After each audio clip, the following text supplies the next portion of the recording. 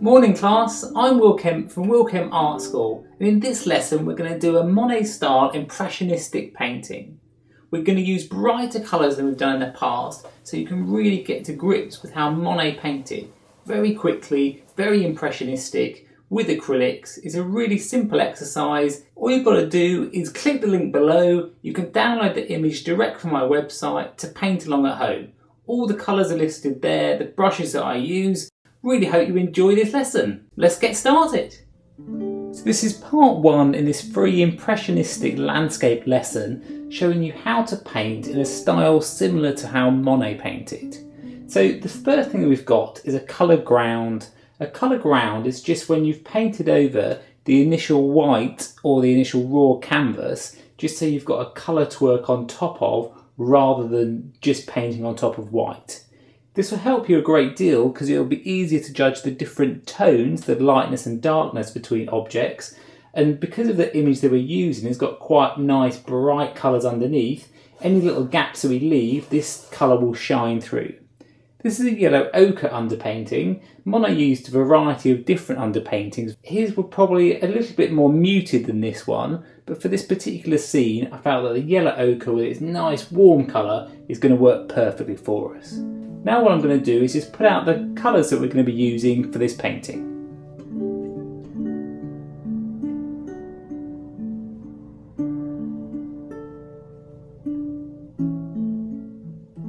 So what we've got here is a titanium white, which is like a modern equivalent to lead white, which is what Monet would have used. Lead is quite toxic, so titanium white has been produced so it's not as harmful when you actually paint with it. We've also got a cadmium yellow, we've got a cad red light, a crimson, this is a permanent alizarin crimson. We've got a green here, this is just a permanent green light, which is quite close to an emerald green.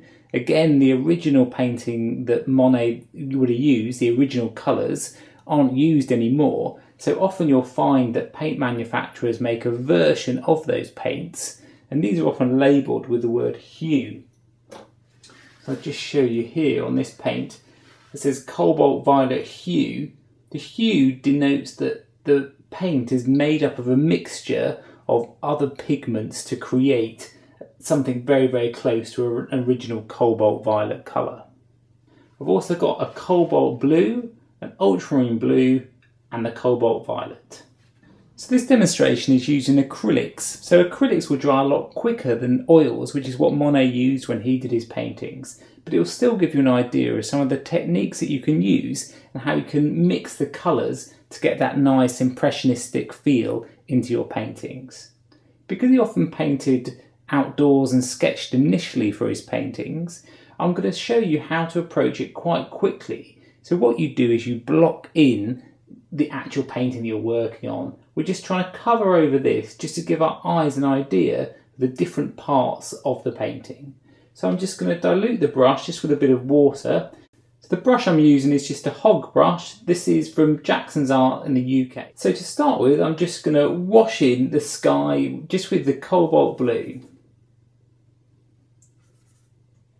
Notice how watery I'm using it, just to give us an idea of where to start with the painting. You start to see what happens is what's called optical mixing, where you get the paint optically mixing with the colour underneath it. We're going to be covering this over, but it's just something to bear in mind. Often when you're working in thin layers to start with, just washing the paint in, kind of like a watercolour technique really, the colours won't be exactly as they will be when they're finished, and especially not when we add white to them. This is just to give you a feel for getting used to working with acrylics, just so to see how easily you can brush them in.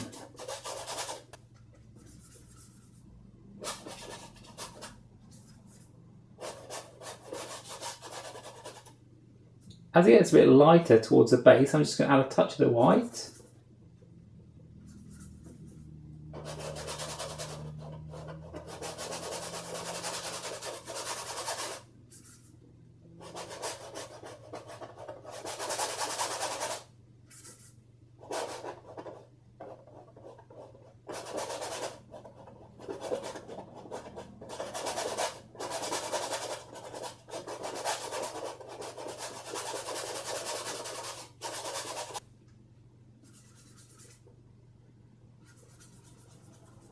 And then the mountain here has got a very, very slight green tinge that goes towards this end.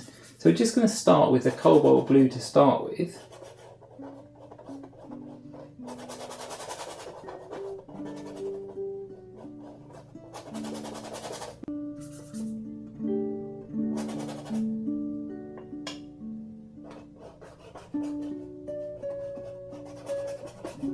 As it gets towards this side, I'm just going to add in a touch of this green.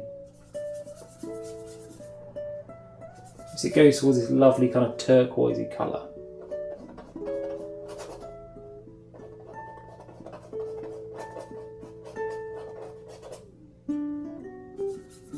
As it gets further towards this left-hand side, I can just start to add a bit more of that green.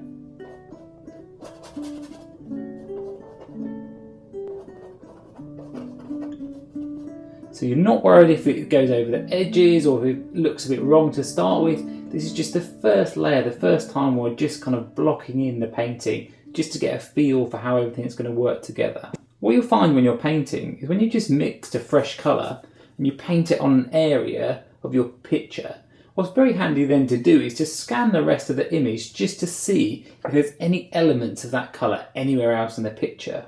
The image that we're working from, I can start to see all these little blocks of colour that are just all around the piece.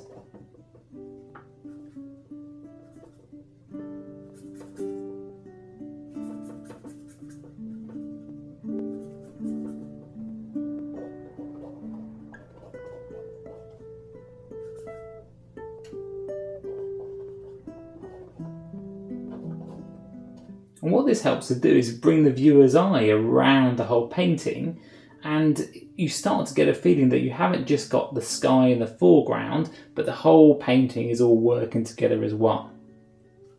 Now the other parts of green that we've got here, they're a lot brighter than this, they're a lot more yellow, so I'm just going to add a touch of the yellow to them.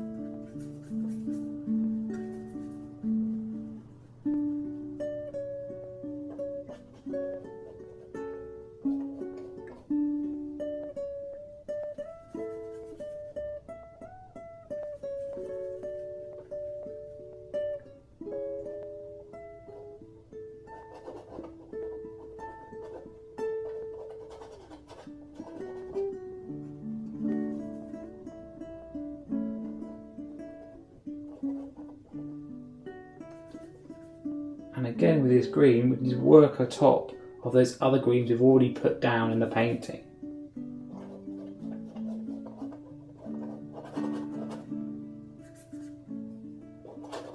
If you have trouble mixing greens, and they often can be a real issue when you're painting landscapes, if you have a look at my video, How to Mix Green, you'll start to see how the different blues and the different yellows that you mix with them can make a really big difference getting the right green that you're after.